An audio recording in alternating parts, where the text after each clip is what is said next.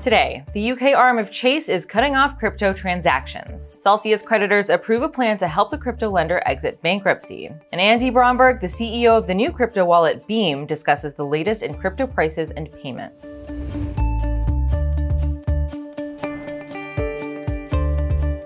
Welcome to CNBC's Crypto World. I'm Tanea McKeel.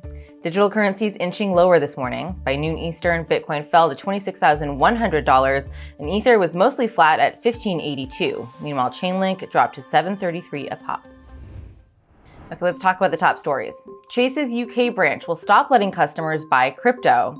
According to an email sent to customers and reviewed by us, the banking giant will decline crypto transactions starting October 16th, and it blames the rise in fraud and scams for the decision.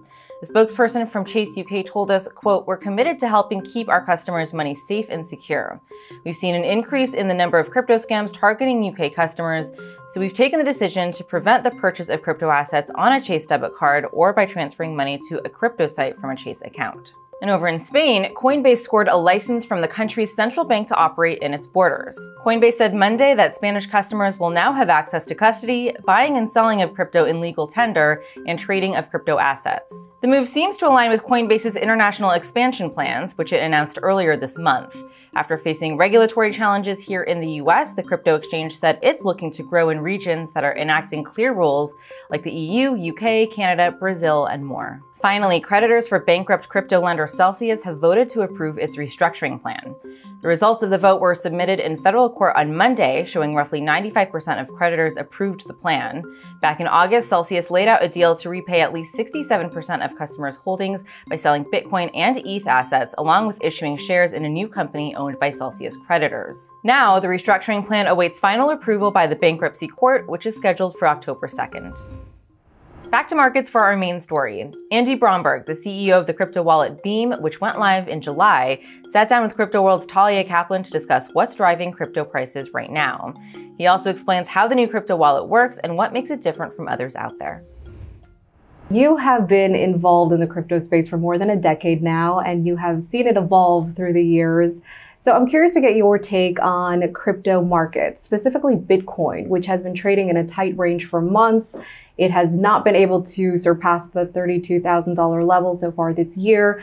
And the cryptocurrency is trading more than 50% lower than its all-time high reached back in 2021.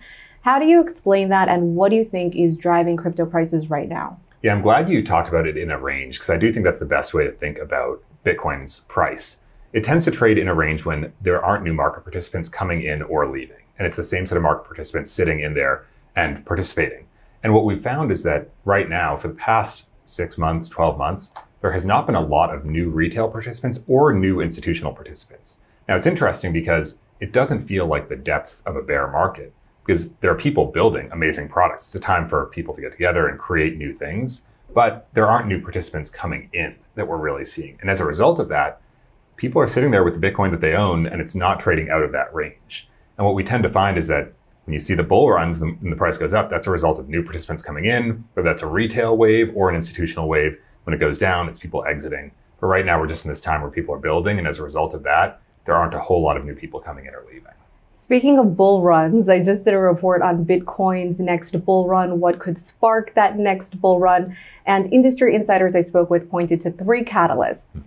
1, those applications for spot Bitcoin ETFs, 2, regulatory clarity, and 3, a key technical event called the Bitcoin halving. What do you think could catapult Bitcoin into its next prolonged rally? I would agree with that set of characteristics. Typically, the halving, which happens once every 4 years in the Bitcoin protocol, and that's an event where every 4 years, the number of Bitcoin mined gets cut in half.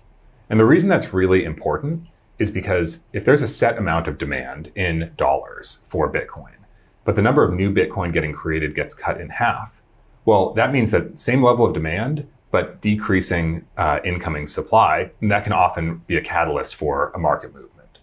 And so that's, I think, one really big thing. Certainly the Bitcoin ETF, there's been a lot happening in the courts and otherwise about this, and it feels like it's on the precipice in a lot of ways. Those feel to me like the 2 big catalysts for this to happen. What do you think will happen with those applications for spot Bitcoin ETFs? We have seen many applications from big names in finance, including BlackRock, the world's largest asset manager. Do you think those applications will actually get approved? And if so, what does it mean for the industry? I think it has to happen at some level. And it feels like BlackRock and others getting in, they're not going to take a run at this if they're not confident they're going to be able to get it through. Not necessarily on the very first try or anything like that, but it's unlikely to me that they're going to put themselves out there and say, we're running this, if they don't know, or at least really believe that they're going to be able to make it happen. So it feels like it must happen at some point soon. And I've found the dissents from SEC commissioners to the opinions that the majority is saying, we're not going to do these ETFs. There are then dissents from the other commissioners. I found them very compelling on their merits. So it feels like this has to happen. In a lot of ways, though, this is a catalyst for more people to come in, like I was talking about before, both more institutional and more retail participants who aren't ready to own Bitcoin in a self-custody form where they actually own the asset, but they'd rather trade it in their brokerage account.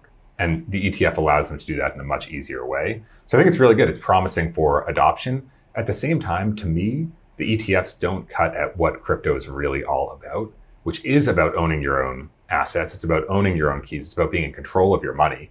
Now, would I rather someone have the option to buy a Bitcoin ETF as a first step into the space? Yes, of course, that's amazing. But ultimately, I hope that everyone can take a step even beyond that and truly own the underlying assets themselves. Let's talk payments. Your crypto wallet Beam, which has the backing of A16Z and the investment arm of Coinbase, went live in July. You call it a non-custodial payment service, kind of like an on-chain Venmo. Can you explain what you mean by that and how does it work exactly? And there are a lot of crypto wallets out there. So how does yours separate from the competition? Yeah, great question. So first, I think there's a really important distinction to draw between custodial products and non-custodial, or sometimes called self-custodial products. These are two very different things in the crypto space. The products are either custodial or non or self-custodial, which are synonyms. And what that means is that with a custodial product, there is an entity somewhere that is actually holding your assets. So if you own one Bitcoin or one USDC or whatever it is, someone else is holding it for you. A great example of this is Coinbase. So when you have assets in Coinbase, they are holding onto it for you. You do not actually have access to those assets on the blockchain. You have access to Coinbase's service, and if you want your assets, they can give them to you. This is very similar to a bank or really most any traditional financial product where someone is holding your assets for you. Then there's these non-custodial or self-custodial products. And these are products where you actually have direct ownership of your asset on the blockchain. What that means is that these assets exist on this blockchain, which is a piece of technology. And by having a key to a certain account, you have access to that. You're not relying on anyone else other than the blockchain functioning to own your money. You have it. And so these are two very different things. Coinbase is kind of the canonical example of a custodial product in crypto, and MetaMask or Ledger are two of the very popular non-custodial products. So a ledger, some of you may have seen it on the show Billions, is this physical device that holds your crypto assets. And that physical device, no one else can access your funds other than you. Ledger, the company, cannot access those funds. It's just you that can access it with that device. And that's what's called a non-custodial product. So Beam is a non-custodial product. It is a product that you can use to access your own funds on the blockchain. We don't have any control over your assets. Even if we wanted to take your assets away from you, we couldn't, because you are in full control of it through this interface. And I think the biggest way that Beam differs from other wallets in the crypto space is that it's very narrow. Beam is for payments. It's meant to be used as, like you said, an on-chain Venmo, a peer-to-peer product where you can pay someone else, you can pay merchants, but it's not meant to do everything. And most wallets in crypto, again, MetaMask, Ledger, any of these wallets, they can do everything. They can trade, they can send money to people, they can interact with decentralized products, they can hold NFTs, they can do all of these different things. And Beam is much narrower. It has guardrails. All you can use it for is payments. On Wednesday, you tweeted that Eco is doubling down on crypto native products and is sunsetting its US-only fintech app because custodial crypto products in the US face growing roadblocks. Can you elaborate on that? Absolutely. So historically, we've operated two different products. We operated Beam, which is this non-custodial on-chain Venmo, this peer-to-peer payments product. We've operated the Eco app, which is a US-only consumer fintech product that can replace your bank with something better for saving and spending. And we've always wanted to integrate crypto features into the Eco app, this custodial product, and bring the Eco app and Beam closer together and kind of merge those two worlds. What we found is that there are enormous roadblocks in the United States right now, as of this year, offering custodial products that use crypto. And it's not just us. We've seen this all over the place. Revolut, a multi-decacorn neobank, stopped offering crypto services in the United States. And why did that happen? Because there's been a regulatory shift. And as a result of this regulatory shift in the United States, financial services or financial institutions like banks aren't willing to support crypto-related financial services anymore. They don't want to. It's a really high bar for them. There's huge regulatory uncertainty around it, so they don't want to support it. And if you're operating a custodial service, you need those partners. And what we found is that as much as we wanted to build the Eco app as this bridge to the mainstream and bring people on board to crypto slowly and steadily, eventually allowing them to move to a self-custodial future when they were ready, the US regulatory environment and partner environment just wasn't permitting that right now. So we've chosen to sunset that and focus all our energy on this Beam wallet, which is taking off. And we're realizing that today, the technology actually exists in a way it didn't 2 years ago to build self-custodial products that people can actually use. Bromberg also discusses stablecoins and regulation, and you'll be able to check out his full interview on cnbc.com/cryptoworld. That's all for today. We'll be back again tomorrow, and we'll see you then.